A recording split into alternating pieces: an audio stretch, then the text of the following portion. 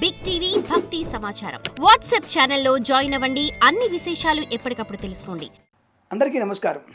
కార్తీక మాసం విశిష్టత మనకు అయిపోయిన తర్వాత చెప్పుకుంటూనే ఉన్నాం. ప్రతిరోజు విశేషమైంది. ప్రతినిత్యము ప్రతి క్షణము దానము యజ్ఞము, అలాగే మనకి దీపము. అంటే కార్తీక మాసంలో దీప ప్రధానము, యజ్ఞ ప్రధానము, స్నాన ప్రధానం.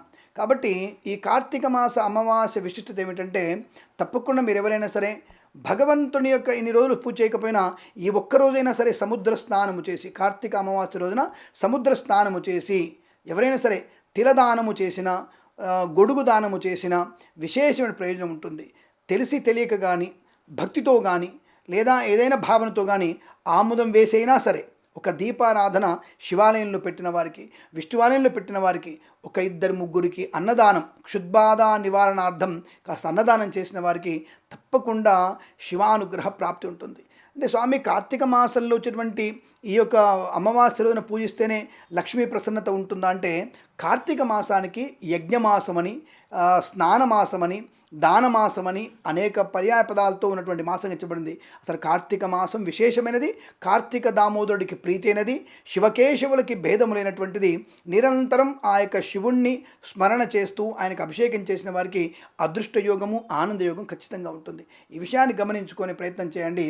ఎవరికైనా సరే ఈ మొత్తం మాసంతో చేయలేని వారు ఈ కార్తీక మాసం అమావాస్య రోజైనా సరే సముద్ర స్నానం కానీ, నదీ స్నానము చేసి, ఉప్పు దానము కానీ, నల్లనువ్వుల దానము కానీ, ఉసిరిక దీపదానము కానీ, వెండి దీపము కానీ, బియ్యము, పప్పు, ఉప్పులు కానీ, ఎవరికైనా సరే ప్రయోజనవంతులకి, అవతల వాళ్ళకి ప్రయోజనం కలిగించే వస్తువులు కానీ దానం చేస్తే తప్పకుండా మీకు ఈశ్వర అనుగ్రహంతో ఐశ్వర్య ప్రాప్తి ఉంటుంది. అందుకని కార్తీక మాసంలో ధ్యానంతో పాటుగా అర్ధరాత్రి, కార్తీక మాస అర్ధరాత్రి ఎవరైతే ఇంటి మధ్యలో పద్మం వేసి, అంటే పసుపు ముగ్గుతో పద్మం వేసి ఒక కలశంలో లక్ష్మీదేవిని ఆహ్వానించి ఈ లక్ష్మీ పూజ ఎవరైతే చేస్తున్నారో, అంటే శ్రీ సూక్త విధానంగా ఎవరైతే లక్ష్మీ పూజ చేస్తున్నారో అటువంటి లక్ష్మీ పూజ ఫలితం వల్ల లక్ష్మి మన ఇంట స్థిరంగా ఉంటుంది.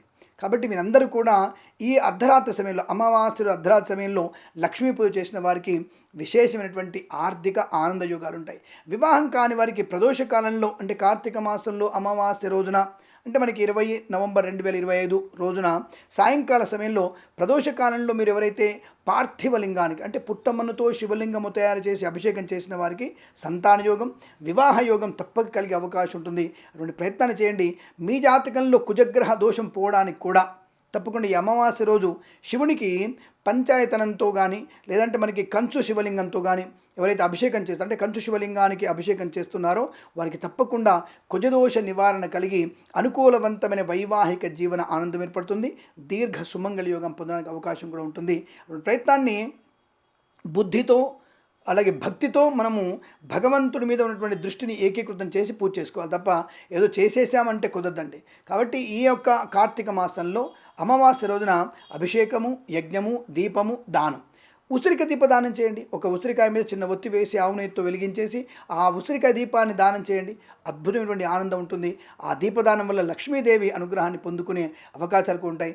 తప్పకుండా అమ్మవారి అనుగ్రహం కొరకు కార్తీక మాసంలో లక్ష్మీదేవిని పూజించినా, అభిషేకం చేసినా మీకు అష్టైశ్వర్య ప్రాప్తి ఉంటుంది. ఇందులో సందేహం లేదు. శుభమస్తు, అఖండ ఐశ్వర్యమస్తు. నమస్కారం. For more videos like this, subscribe Big TV channel.